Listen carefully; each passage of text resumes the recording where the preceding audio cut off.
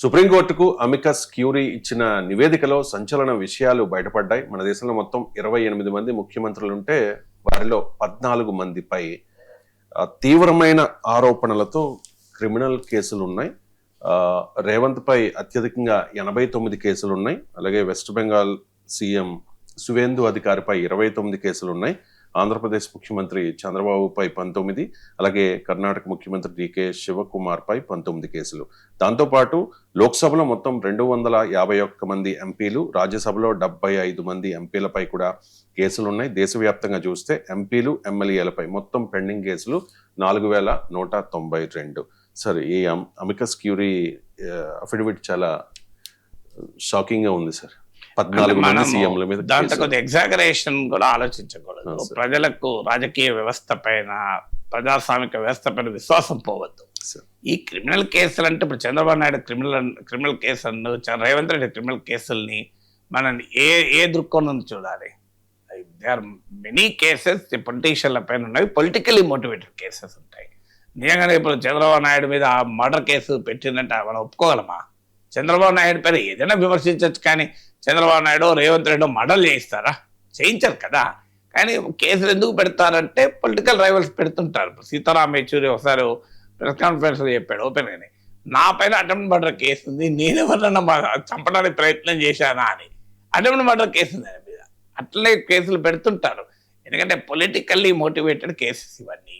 So ఇందులో అవినీతి కేసులు, కొన్ని సీరియస్ కేసులు ఉంటాయి, కొన్ని నేరాలు, క్రిమినల్ చాలా అభ్యంతరకరమైన, ఇప్పుడు పార్లమెంట్ మెంబర్ల పైన, ఎమ్మెల్యేల పైన మీకు అత్యాచార కేసులు కూడా ఉన్నాయి, కేసులు కూడా ఉన్నాయి, బ్యాంకులకు 100 కోట్లు ఎగ్గొట్టిన కేసులు ఉన్నాయి, అవి ఫైనాన్షియల్ క్రైమ్స్ అవన్నీ.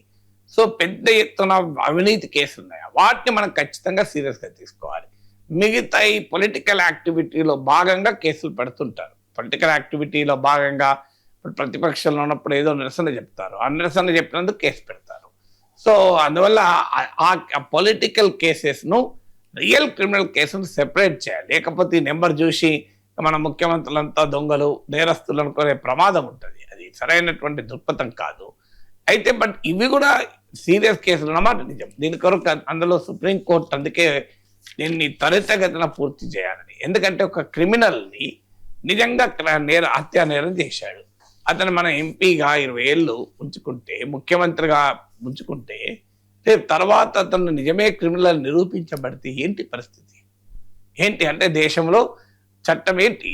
మీకు నీ ఒక హత్య చేసిన వ్యక్తికి ఎంపీ చేసి, మంత్రి చేసి, ఆయన పోలీసులే సల్యూట్ కొట్టుతుంటే మరి మన దేశంలో ఏమైనట్లు? అయితే అని చెప్పి మన ప్రతి రాజకీయ నాయకుడి మీద కేసులు ఉంటాయి గనక ఎవరినైనా పదవిలో లేకుండా చేయాలంటే ఏదో క్రిమినల్ కేసు పెడితే అయిపోతుంది. ఎందుకంటే కేసులు పెట్టడం చాలా సులభం కదా. కేసులు పెట్టడానికి ఏముంది? ఎవరిపైన కేసులు పెట్టప్పుడు నా మీద కేసులు మీకు చాలాసార్లు చెప్పాను కదా.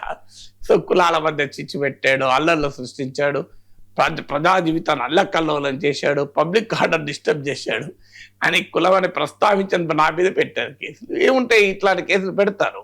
సో ఇలాంటి కేసులు పెట్టినప్పుడు ఏమవుతుంది అంటే మీకు నాలాంటి వాడి కంటే ఏమీ కాదు, కానీ పొలిటికల్ యాక్టివిటీ ఉన్న వాళ్ళకి ఇబ్బంది అవుతుంది కదా. ఇప్పుడు ఆ కేసులు అఫిడవిట్లలో చూపెట్టాలి. రేపు నిజంగానే కన్విక్షన్ వచ్చింది అనుకోండి, కన్విక్షన్ వస్తే ఓకే, ఆ పోనీ నేరం చేశాడు కనుక శిక్ష పడదు. కన్విక్షన్ రాకపోయినా నువ్వు డిస్క్వాలిఫై చేసావు అనుకోండి, కేసులు ఉన్నాయని.